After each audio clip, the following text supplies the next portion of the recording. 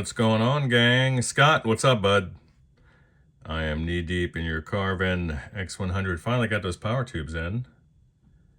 Before I get those guys installed and biased up and take care of these tube sockets.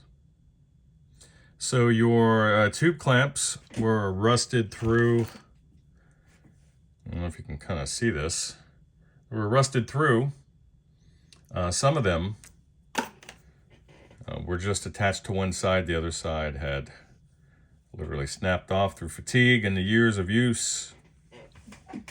So they were exerting pressure to one side, causing the tube to be malaligned in a socket.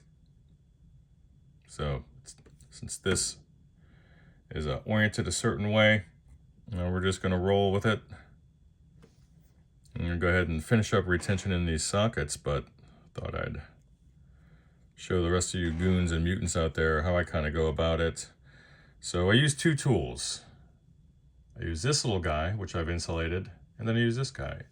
This guy comes into play when, get in there, when there's not sufficient space on the side of that female end of the pin for me to insert this little jeweler's screwdriver.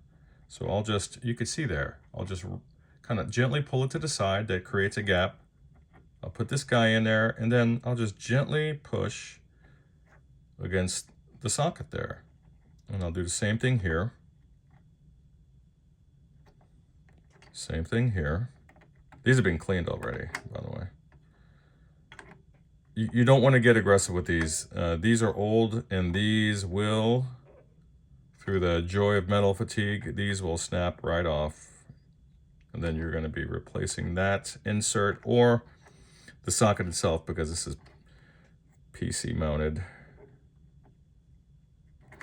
And that's it. And then I got these cats over here to do, but I'm just going to move fast on those since there's sufficient space. And especially pin 5 on these guys.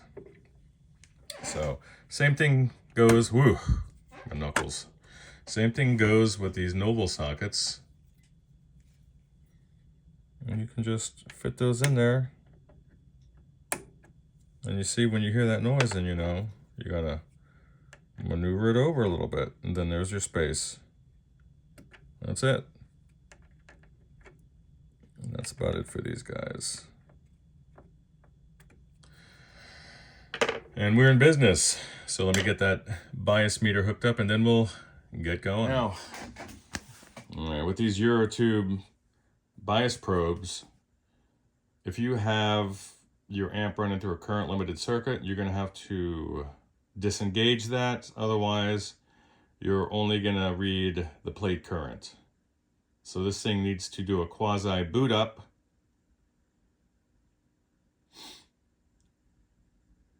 And then what I typically do is, once I see that there's no runaway and the bulb is happy, I'll go ahead and remove it from the circuit.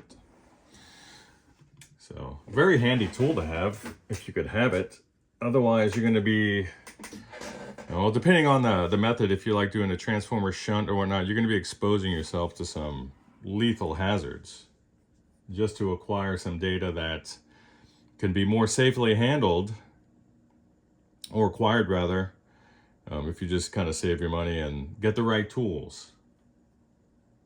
You know, better to buy once, cry once, as they say.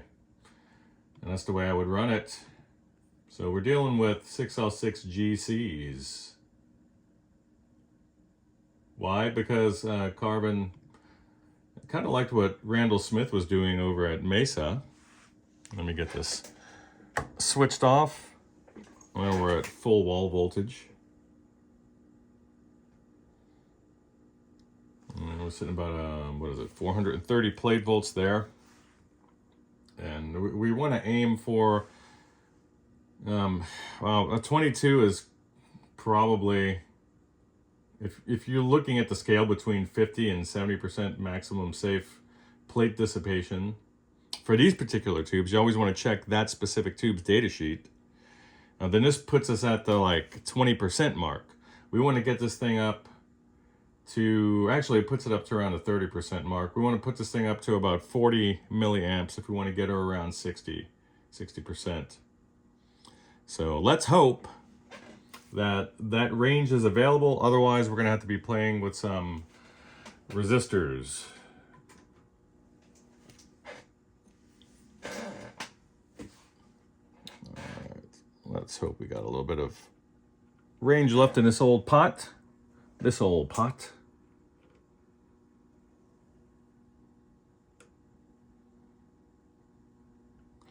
And we don't. So let's find out which one of these resistors is our dude. Oh, that's horrible lighting. That's our potentiometer. The bias adjust, you see it there. And I bet. Let's see, so we have 3 resistors here to kind of play around with, and we'll see which one is our huckleberry. That's as good as this shot's gonna get. Let's pull out some probes. Pardon me. Let's pull out some probes and measure some stuff. Because the schematic I have is not helpful in the least. Get that in front of you. How do you like that? All right. I actually need a lamp on this thing. So we're gonna do that.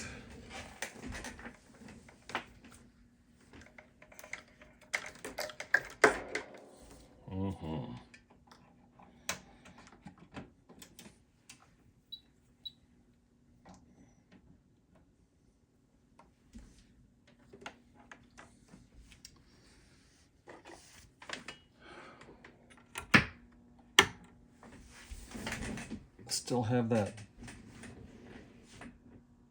little 120 there, don't we?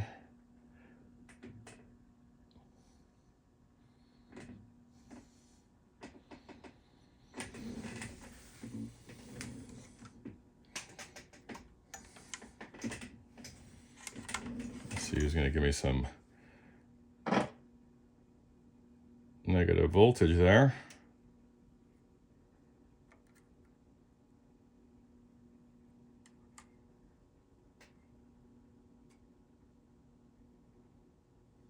Oh, there we go. So let's adjust that guy so we can get more. All right. Be right back. All right. This is the little guy we're going to bypass, and we're going to use our little handy decade box to find the appropriate value range resistor. So put one here since we're bypassing him, and then the other is going to go on the end of this filter cap.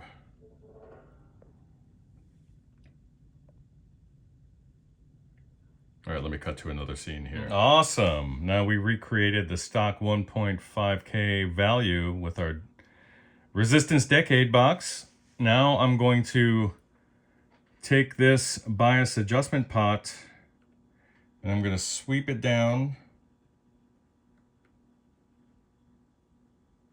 to about 12 millivolts, which is about the middle range of the pot.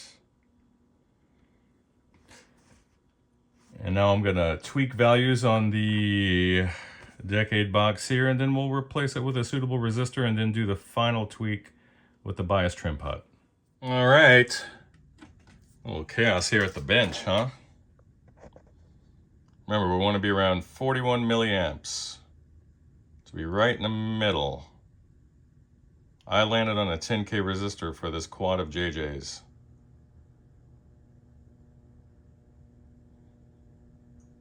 So I can make up the variance with a bias adjust pot.